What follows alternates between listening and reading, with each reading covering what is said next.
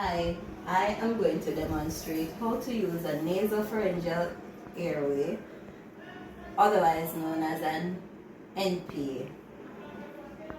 We can use this equipment in semi-conscious or unconscious patients. Before proceeding to insert the NPA in the nostril, we have to ensure that it is the correct measurement.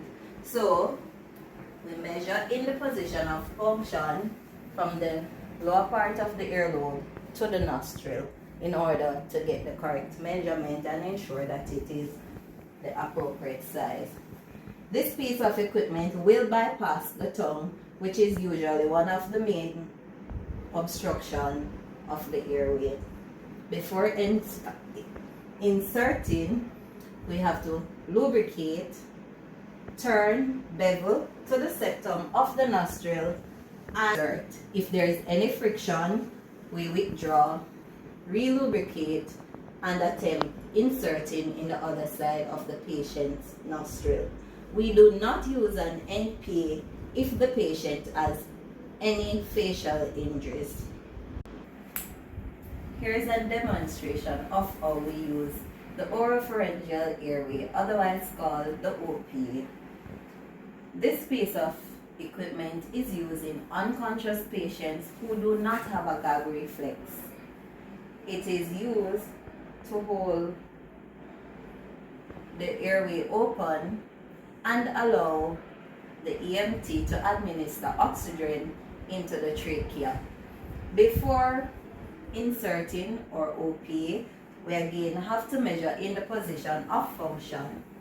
We take our measurement from the lower tip of the earlobe and the side of the mouth. Here we can see that it is the correct measurement for this patient.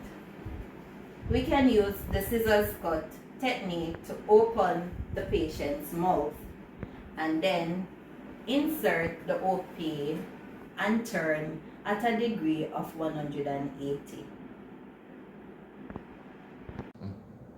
With the OPA inserted, I will ensure that my mask is the appropriate size, covering the patient's nostril and mouth, and I'll be using the EC clamp.